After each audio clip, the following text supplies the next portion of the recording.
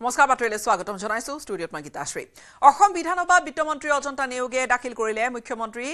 হিমন্ত বিশ্ব শৰ্মা নেতৃত্বাধীন চৰকাৰৰ অন্তিমখন পূৰ্ণাংগ বাজেট সদনত দাখিল কৰিলে 620.27 কোটি টকাৰ ঘাটি বাজেট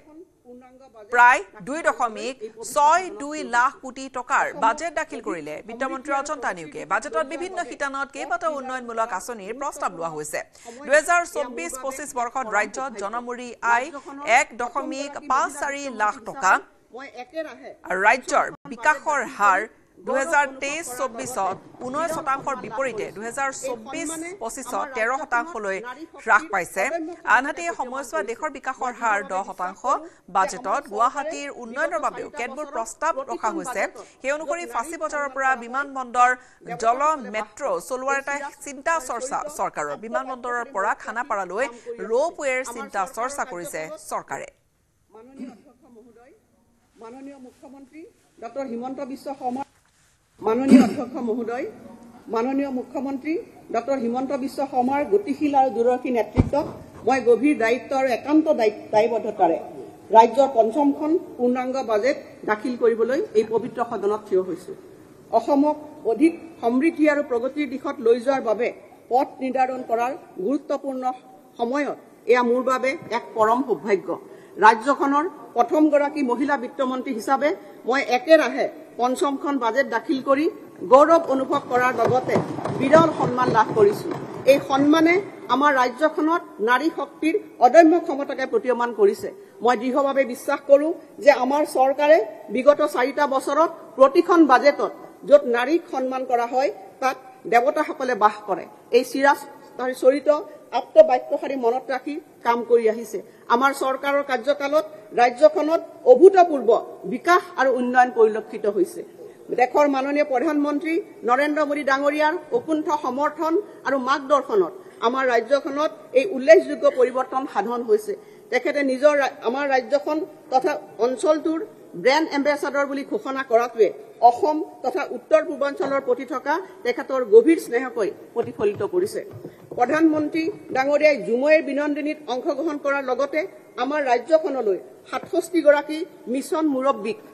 এডভান্টেজ আসাম 2.0 অংশীদাৰ কৰি এই বন্ধনক পুনৰবাৰ সুদৃঢ় কৰিলে যে সমগ্ৰ অসমবাসীক অপৰিসীম গৌৰৱ আৰু প্ৰেৰণাৰে উপচাই পেলাইছে তেখেতৰ অপৰিসীম সমৰ্থনে অসমৰ বিকাশৰ গতিপথ গঢ়ি তোলাত বিশেষকৈ এডভান্টেজ আসাম 2.0 বিনিয়োগ আৰু আন্তঃগাঁথনি সন্মিলন 2025ৰ দৰে যুগান্তকাৰী পদক্ষেপসমূহক আগুৱাই নিয়াত যথেষ্ট সহায় কৰিছে তেখেতে সদায় অসমৰ কাষত থিয় হোৱাৰ বাবে তেখেতক মই অন্তৰৰ পৰা গভীৰ কৃতজ্ঞতা জ্ঞাপন কৰিছো শেহতীয়াকৈ আমি বড়ো শান্তি চুক্তি কাৰ্বি শান্তি চুক্তি আদিবাসী শান্তি চুক্তি আলফা শান্তি চুক্তি আৰু মেঘালয় তথা অৰুণাচল প্ৰদেশৰ সৈতে আন্তঃৰাষ্ট্ৰীয় সীমান্ত চুক্তিত স্বাক্ষৰ কৰিছো ফলস্বৰূপে ৰাজ্যখনত এক সুস্থিৰ আৰু শান্তিপূৰ্ণ পৰিৱেশে বিৰাজ কৰিছে ৰাজ্যখনত স্থায়ী শান্তি স্থাপনৰ দিশত গুৰুত্বপূৰ্ণ ভূমিকা পালন কৰাৰ বাবে মই মাননীয় কেন্দ্ৰীয় গৃহমন্ত্ৰী অমিত শ্বাহ ডাঙৰীয়াক মোৰ আন্তৰিক কৃতজ্ঞতা জ্ঞাপন কৰিছো তেখেতৰ অকুণ্ঠ সমৰ্থন অবিহনে এয়া কেতিয়াও সম্ভৱ নহলহেঁতেন ৰাজ্যখনত শান্তি নিশ্চিত কৰাৰ লগতে আমাৰ চৰকাৰে যোৱা বছৰবোৰত প্ৰগতিৰ নতুন যুগৰ সূচনা কৰিছে যোৱা বছৰ আমি মূলধনী বিনিয়োগৰ বাবে ৰাজ্যসমূহলৈ বিশেষ সাহায্য আঁচনিৰ বাবে ভাৰত চৰকাৰৰ পৰা সৰ্বাধিক বিশেষ সাহায্য লাভ কৰা দেশৰ অন্যতম ৰাজ্য হিচাপে পৰিগণিত হৈছিল সিয়ে ৰাজ্যখনক মূলধন গঠনৰ দিশত চালিত কৰিছে 2023-24 বিত্তীয় বৰ্ষৰ পৰা মূলধনী বিনিয়োগৰ বাবে ৰাজ্যসমূহলৈ বিশেষ সাহায্য আঁচনিৰ জৰিয়তে অসমে 18,500 কোটি টকাৰ অৰ্থ সাহায্য লাভ কৰিবলৈ সক্ষম হৈছে এয়া সম্ভৱ হৈছে মাননীয় কেন্দ্ৰীয় বিত্তমন্ত্ৰী শ্ৰীমতী নিৰ্মলা সীতাৰাম ডাঙৰীয়াই আগবঢ়োৱা নিৰন্তৰ সহায় সমৰ্থন আৰু পৰামৰ্শৰ বাবে অসমৰ অৰ্থনৈতিক গাঁথনি সুদৃঢ় কৰাত আগবঢ়োৱা অৰিহণাৰ বাবে মই তেখেতৰ প্ৰতি গভীৰ কৃতজ্ঞতা জ্ঞাপন কৰিছো অৰুণোদয় আঁচনিৰ বাবে বাজেটত 5,000 কোটি টকা ৰখাৰ প্ৰস্তাৱ অৰুণোদয়ৰ হিতাধিকাৰীৰ সংখ্যা 37.2 লাখলৈ বৃদ্ধি কৰা হৈছে 37.2 লাখলৈ বৃদ্ধি মাহে 1250 টকাকৈ লাভ কৰিছে আঁচনিৰ মহিলাসকলে অসমত সফলতাৰ পিছতে ভাৰতৰ বহু ৰাজ্যই এই অৰুণোদয় আৰ্হি গ্ৰহণ কৰিছে বিধৱাসকলৰ পেঞ্চন অৰুণোদয়ৰ সমপৰ্যায়ৰ কৰাৰ এটা চিন্তা কৰিছে চৰকাৰে স্বাস্থ্য পৰিপুষ্টি আৰু অত্যাৱশ্যকীয় প্ৰয়োজনীয়তা পূৰণৰ ক্ষেত্ৰত অৰুণোদয় 3.0 মহোদয় অৰুণোদয় আঁচনি এখন আঁচনিয়ে নহয় মহিলা সবলীকৰণ আৰু অৰ্থনৈতিক অন্তৰ্ভুক্তিকৰণৰ দিশত ই এক গণ আন্দোলন যি অৰ্থনৈতিকভাৱে পিছপৰা লাখ লাখ পৰিয়ালৰ বিত্তীয় সুৰক্ষা আৰু মৰ্যাদা সুনিশ্চিত কৰিছে বিভিন্ন লাভালাভক একত্ৰিত কৰি এই আঁচনিৰ অধীনত মাহিলী 1250 টকাকৈ আগবঢ়া নগদ ধনে অসংখ্য পৰিয়ালক স্বাস্থ্য পৰিপুষ্টি আৰু অত্যাৱশ্যকীয় প্ৰয়োজনীয়তা পূৰণৰ ক্ষেত্ৰত নিজস্ব অধিকাৰৰ অনুসৰি ব্যয় কৰাৰ স্বাধীনতা প্ৰদান কৰিছে আৰু ইয়াৰ ফলত এই পৰিয়ালসমূহে অধিক সুৰক্ষিত অনুভৱ কৰাৰ লগতে নতুন আত্মবিশ্বাসেৰে উদ্বুদ্ধ হ'বলৈ সক্ষম হৈছে তৃণমূল পৰ্যায়ৰ উপান্ত শ্ৰেণীৰ লোকসকলৰ অৰ্থনৈতিক উন্নয়নৰ বাবে বৰ্তমানৰ ভাৰতৰ বহু ৰাজ্যই এই অৰুণোদয় আঁচনিখনক আৰ্হি হিচাপে গ্ৰহণ কৰিছে প্ৰকৃতাৰ্থত এই ক্ষেত্ৰত অসমে আন ৰাজ্যসমূহৰ বাবে বাটপতীয়াৰ ভূমিকা গ্ৰহণ কৰাৰ লগতে সমগ্ৰ দেশখনৰ বাবে এক উল্লেখনীয় দৃষ্টান্ত হিচাপে বিবেচিত হৈছে মই আজি এই ঘোষণা কৰিবলৈ পাই অত্যন্ত সুখী হৈছো যে বিধৱাসকলৰ পেঞ্চন যাতে অৰুণোদয় সমপৰ্যায় হয় সেয়া নিশ্চিত কৰিবলৈ আমাৰ চৰকাৰে ৰাষ্ট্ৰীয় বিধৱা পেঞ্চন আঁচনি হিতাধিকাৰীলৈ টপ আপ পেঞ্চন আমি আগবঢ়াম মহোদয় আমি 2020 চনত অৰুণোদয় আৰম্ভ কৰি 18 লাখ মহিলাক সামৰি লৈছিলো যেটো 2023 চনৰ ডিসেম্বৰলৈ বৃদ্ধি হৈ 24 লাখ হৈ গৈ মই ঘোষণা কৰিব পাই ভাল পাইছো যে 2025-26 বিত্তীয় বৰ্ষত অৰুণোদয় 3.0 অধীনত আমি হিতাধিকাৰী সংখ্যা 37.2 লাখলৈ আমি বৃদ্ধি কৰিম 2025 বৰ্ষৰ 31 মাৰ্চৰ ভিতৰত বড়োলেণ্ড প্ৰাদেশিক অঞ্চলৰ বাহিৰে অন্যান্য অঞ্চলৰ বাবে আমি হিতাধিকাৰীৰ এখন চূড়ান্ত তালিকা প্ৰস্তুত কৰি পাৰিম বুলি আশা কৰিছো আৰু তাৰ বাবে সঠিক সময়ত আমি হিতাধিকাৰী বাছনি প্ৰক্ৰিয়া আৰম্ভণি কৰিম আৰু অধ্যক্ষ মহোদয় মই এই আঁচনিখনৰ ভাৱে 5000 কোটি টকা আছুতীয়াকৈ ৰখাৰ প্ৰস্তাৱ দাখিল কৰিছো মুখ্যমন্ত্ৰীৰ নিযুত মইনা আঁচনিৰ বাবে 391 কোটি টকা ধাৰ্য এই আঁচনিৰ জৰিয়তে উপকৃত হৈছে ছাত্ৰীসকল শিক্ষা শেষ নকৰাকৈ বিদ্যালয়ৰ ছাত্ৰীৰ সংখ্যা হ্ৰাস পাইছে লগতে বাল্য বিবাহ ৰোধ কৰাটো সফল হৈছে চৰকাৰ বছৰত 10 মাহৰ বাবে প্ৰদান কৰা হয় এই ধন বিগত বৰ্ষত 1,08,000 ছাত্ৰী আঁচনিত উপকৃত হৈছে যদিও এই বৰ্ষত 4 লাখ ছাত্ৰীক দিয়া হ'ব আঁচনিৰ ধন 10 মাহৰ বাবে প্ৰতি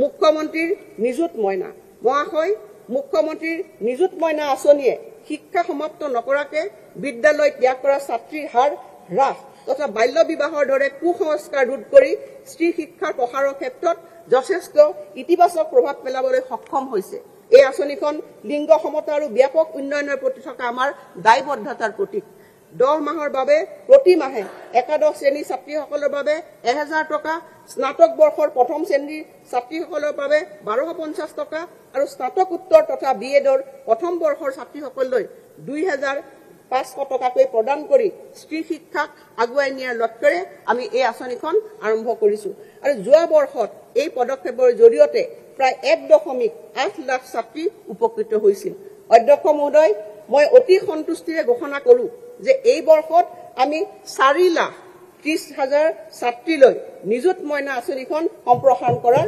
পৰিকল্পনা গ্ৰহণ কৰিছো এই সম্প্ৰসাৰণে দ্বিতীয় বৰ্ষলৈ উত্তীৰ্ণ হোৱা ছাত্ৰীসকলক উপকৃত কৰাৰ লগতে প্ৰথম বৰ্ষত নাম ভৰ্তি কৰা ছাত্ৰীসকলকো ই সামৰি ল'ব তদুপৰি চৰকাৰী শৈক্ষিক প্ৰতিষ্ঠানত নিজ ব্যয়েৰে পাঠ্যক্ৰমত অধ্যয়নৰত ছাত্ৰীসকলৰো এই সুবিধা সম্প্ৰসাৰণ কৰিবলৈ মই প্ৰস্তাৱ লৈছো প্ৰত্যক্ষ লাভালাভ হস্তান্তৰ ডিবিটিৰ জৰিয়তে ছাত্ৰীসকলক এই লাভালাভ সঠিক সময়ত মুকলি কৰি দিয়াটো নিশ্চিত কৰিবলৈ মই 2025-26 বিত্তীয় বৰ্ষত 391 কোটি টকা আবণ্টন কৰিছো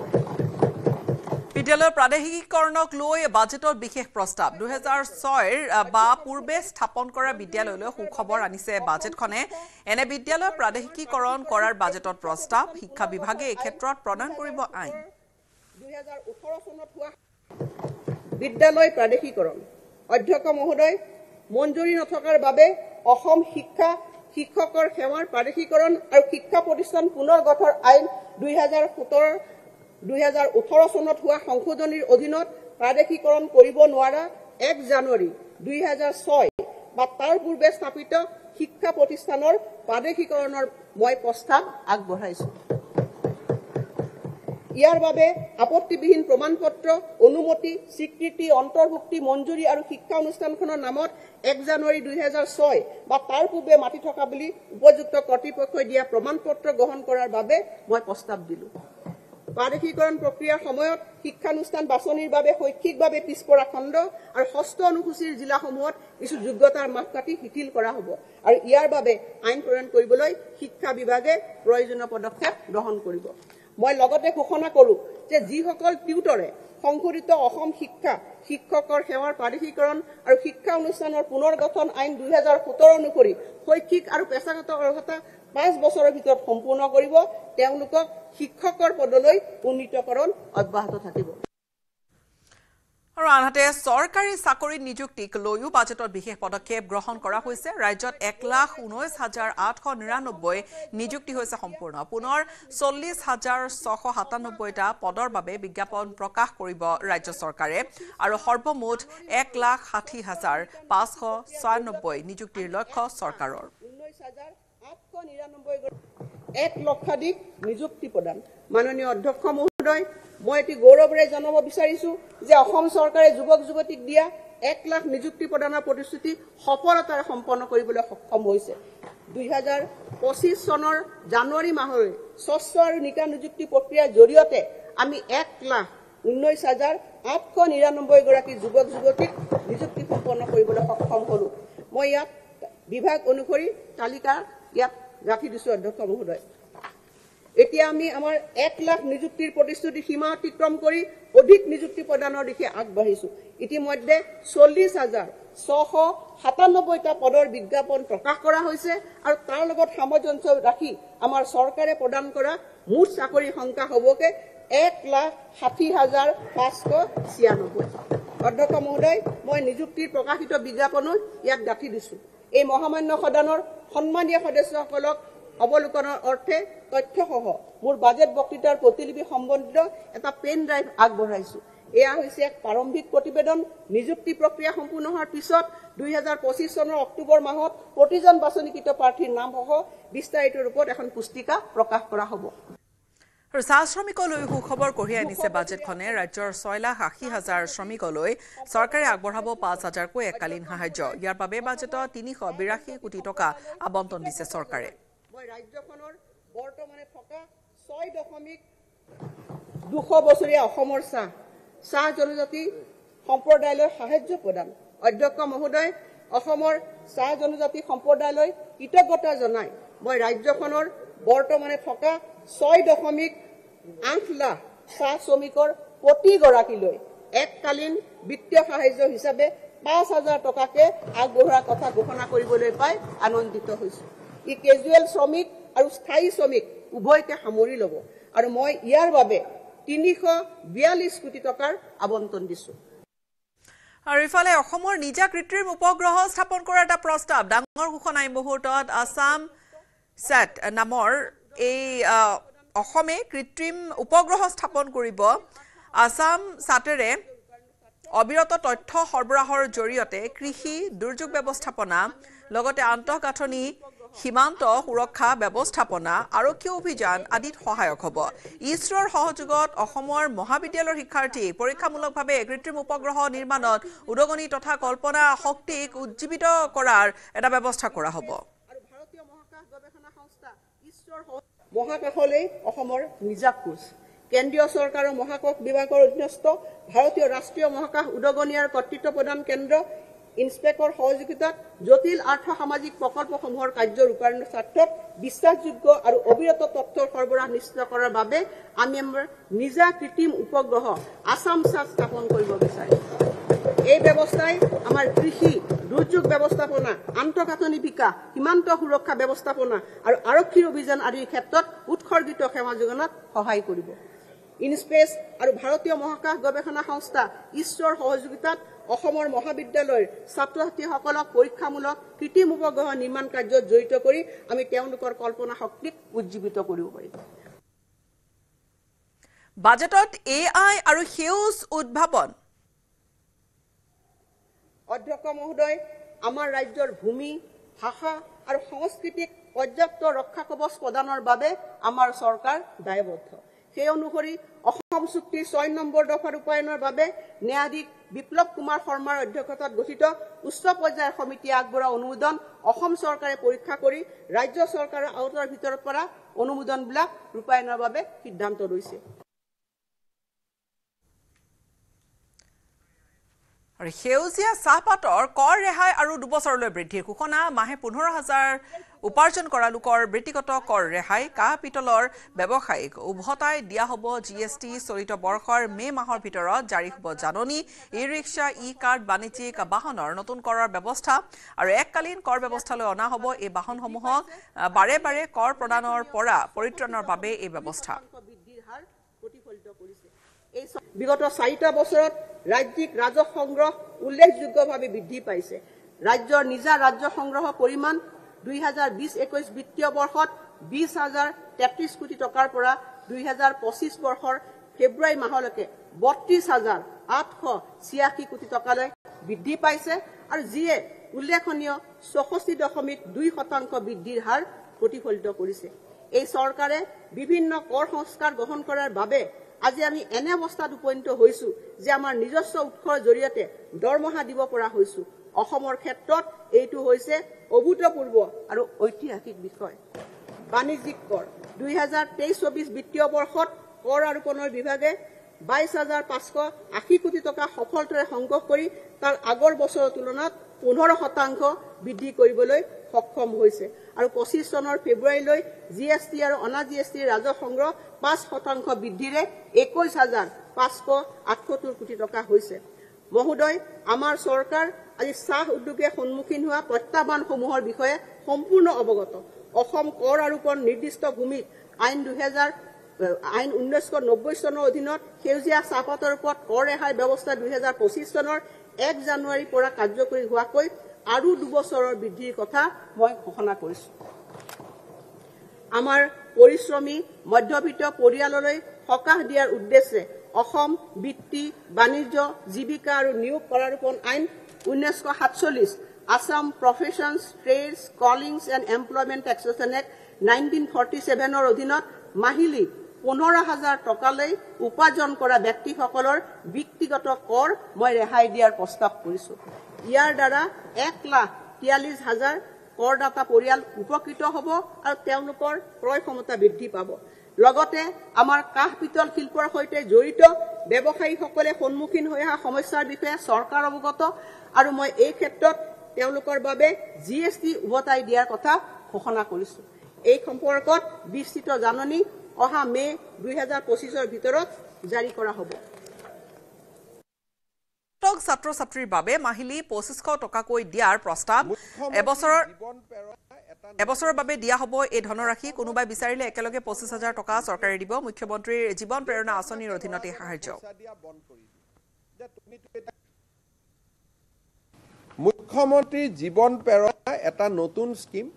অসমত যেতিয়া এজন ল'ৰাই গ্ৰেজুৱেট পাছ কৰে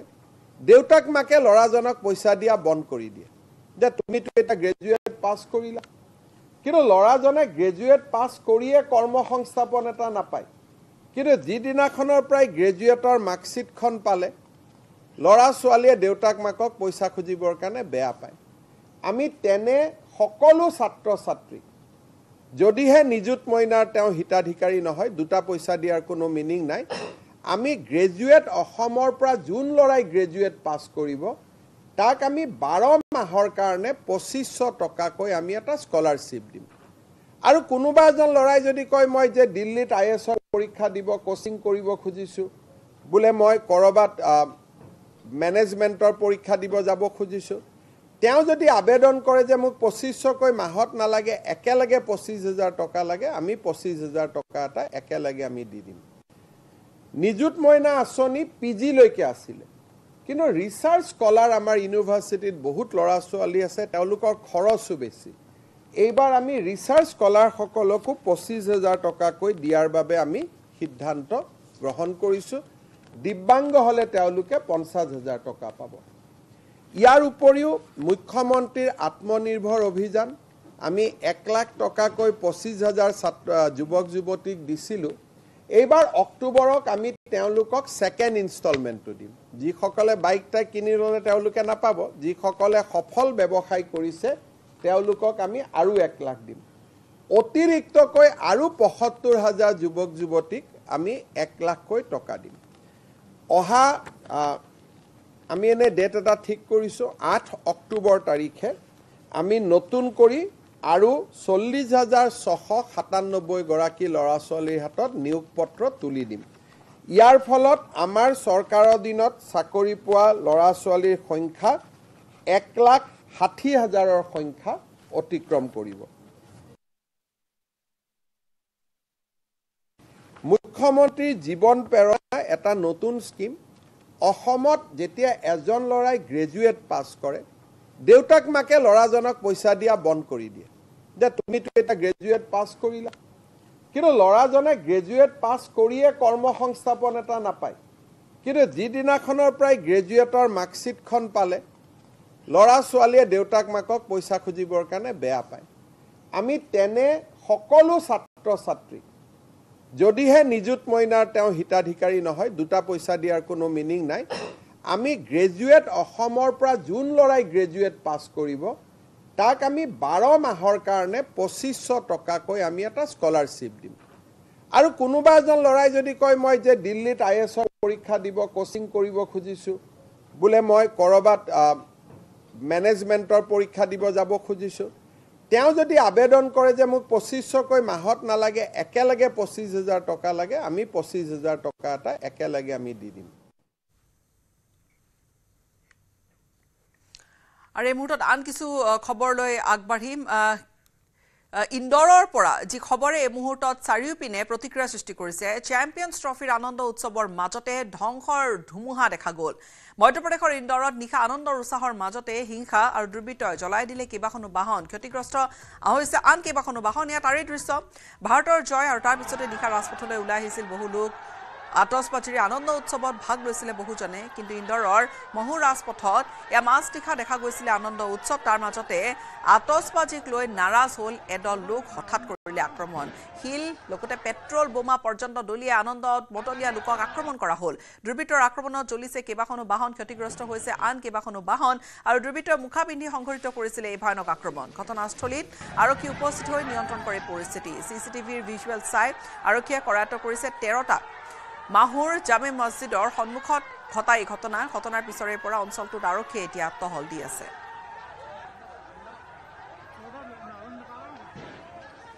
इंडिया न्यूजीलैंड मैच के बाद कुछ जुलूस निकल रहे थे जिसमें कुछ लोगों ने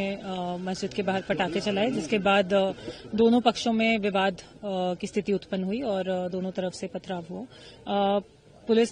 बल जो है वो पूरी तरह यहाँ पे मौजूद है और लगातार पेट्रोलिंग भी कर रहा है अभी यहाँ पे पूरी तरह से शांति बनी हुई है कितने लोगों को भी चिन्हित किया गया है क्या कुछ अभी जानकारी मिली है अभी कुछ लोगों को चिन्हित किया हुआ है और उन पे पुलिस बहुत सख्त कार्रवाई भी कर रही है पुलिस उनको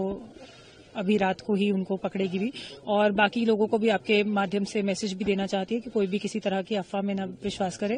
और न ही कोई तरह की अफवाह फैलाए कितने लोग घायल हुए हैं अभी यहाँ पे 3 लोगों के घायल होने की सूचना मिली है जो कि क्या कहते हैं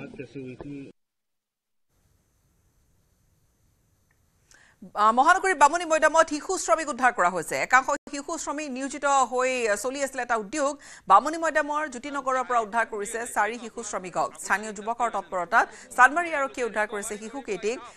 MS আলিড ইণ্ডাষ্ট্ৰিজৰ পৰা উদ্ধাৰ শিশুকেইটাৰ বয়স 14 পৰা 15 বছৰৰ ভিতৰত মাজনিশা প্ৰায় 2:30 বজাত উদ্যোগটোত অভিযান চলাই আৰক্ষীয়ে উদ্ধাৰ কৰিলে 4টি শিশুক ঘটনা পোহৰলৈ অহাৰ পিছতে উদ্যোগ কৰ্তৃপক্ষই লুকুৱাই ৰাখিছিলে শিশুকেইটাক প্ৰথম অৱস্থাত আৰক্ষীয়ে বহুবাৰ কোৱাৰ পিছতো খুলি দিয়া নাছিল উদ্যোগটোৰ গেট আৰু বহু সময় পিছত গেট খুলি দিয়াত চানমাৰী আৰক্ষীয়ে অভিযান চলাই উদ্যোগটোৰ ভিতৰৰ পৰা বিচাৰি উলিয়াইছে শিশু শ্ৰমিক কেইজনক মানুহটো আপোনাৰ নহয় বুজি পাইছো আপুনি কামত ৰাখিবৰ কাৰণে অধিকাৰ কোনে দিলে আপোনাৰ 15 বছৰ